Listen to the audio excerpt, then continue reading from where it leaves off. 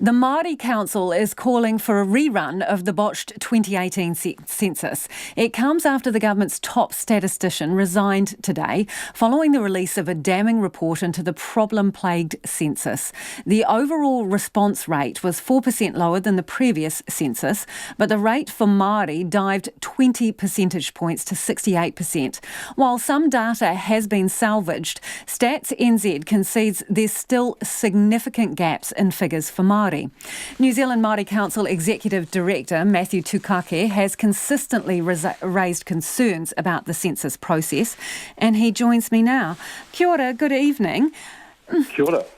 Māori statistics have been recognised as a major blind spot in this census, but the chief statistician has apologised. The report has made a bunch of recommendations. She's resigned. So is that it? Can we move forward from here? No, I don't think we can. I mean, it's good that Liz has done what no other public servant in recent memory has done, and that is, thrown herself out the door for what has been an absolute debacle.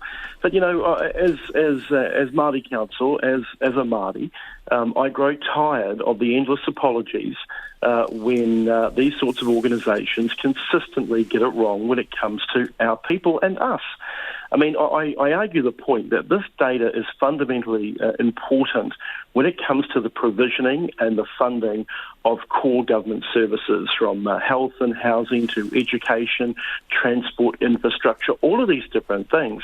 And one of the massive blind spots that's so obvious in the Māori data that didn't come through is the fact that the number of our people who weren't responding or engaged in the regions and the provinces and coastal communities would lead people to think that our people on the coasts are extinct just like the moa bird is. And so there's nothing to see here. If there's nothing to see here and nobody's living here, there's nothing to fund here. And all of a sudden it gives agencies and government departments carte blanche to pull back. But that figure of 88.5% was what the Māori response rate was in 2013, down to 68.2%, which is nearly a 20% drop. It begs the question, well, where are they getting the data from to fill that gap? And here's the thing. The data that they're collecting from government departments, agencies and ministries is pretty average at best. We know that they don't have consistent systems of data collection. We know that the codification of data within these agencies is pretty light on the ground. And so trying to make sense of all of that to fill that 20% gap is quite horrendous. So Matthew, sorry to interrupt, is Stats New Zealand and the Minister misleading us then when they say that the core baseline statistics that they will use to decide electoral boundaries, population and DHB funding, they're saying it's better than it usually would be because they are supplementing it with this other data? Well, are they misleading us, are you saying? Absolutely they're misleading us. I would love to know how they've constructed those data sets to fill a 20% of Māori data. Now, they have gone out and they have sought partnerships with iwi and hapu, although I did note that they tried to seek a partnership through data collection around the iwi Chairs Forum. Well, the iwi Chairs Forum is not even an established legal entity. And also, when you have a look at the databases and data collection of Māori organisations and service providers up and down Dale, there has never been adequate investment in those organisations where they have the administrative infrastructure to actually pull together these data sets that are so badly needed. So yes, absolutely, it is an absolute nonsense to think that 20% of a data gap can somehow be magicked up overnight. And indeed, I'm sitting down with Liz on Friday, the Chief Government Statistician and the General Manager of Māori, to talk about exactly where we need to go next when it comes to this absolute debacle. Because at the end of the day, it's Māori people that will suffer as a result. One of the areas where they concede there are still significant gaps is information around iwi affiliations. In practical terms, what could that mean? How could it disadvantage Māori? Yeah, in practical terms, it could mean that we often hear about the bigger iwi and hapu out there. So, Ngāi Tahu, Tainui, Ngāti Porou, etc. They've got significant infrastructure sitting beside them and behind them.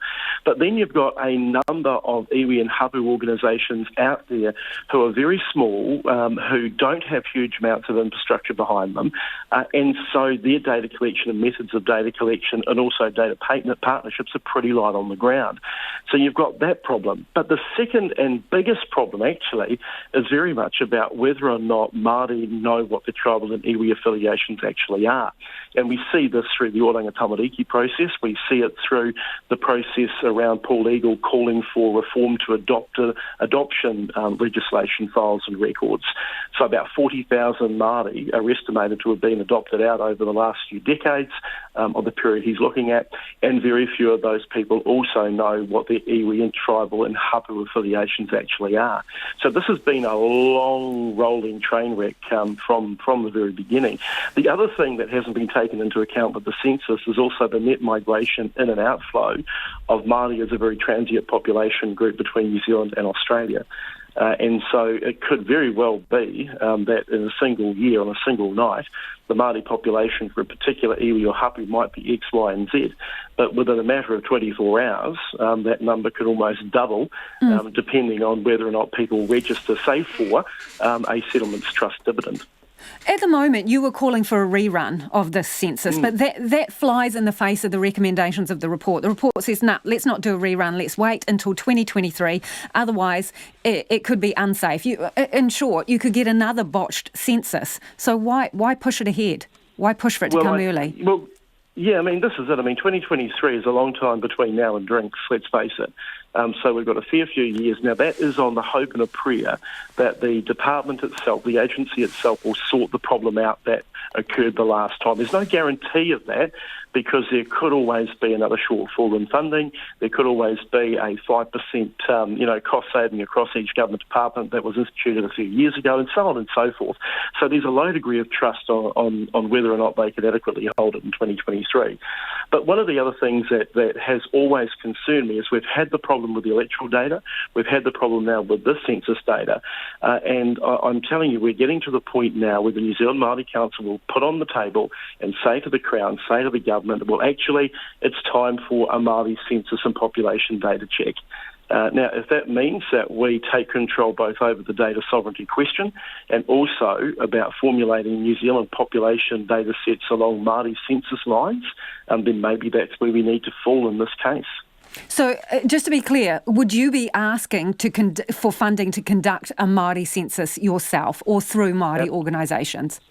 Absolutely, and if we do not get that now, then when it comes to 2023, then there needs to be a hell of a lot more work done to build trust and faith with Māori, iwi, hapu, Māori, pan-Māori organisation and so on for the census, the forthcoming census to be successful. But here's the thing, Māori have a right to be in charge of our own destiny. We have a right under the treaty to be responsible for our own affairs, and that weighs now down on the census data. Now, it's not just the census data where we're falling behind the eight ball. We're falling behind the eight ball when it comes to the suicide numbers, when it comes to housing and housing affordability, access to the high wage growth side of the economy, all of these different things. And every time that we attempt to move ourselves forward, we're pushed back by people in government who say, well, this is the way we've always done it.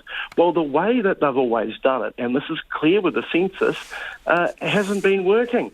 So, I hate to say it, but it's time maybe some of these people got off the bus and gave us the keys so we could drive it forward ourselves. Really appreciate you joining us this evening. That is Matthew Tukaki, who is the New Zealand Maori Council's Chief Executive Director, who's saying there that potentially Māori should conduct their own census.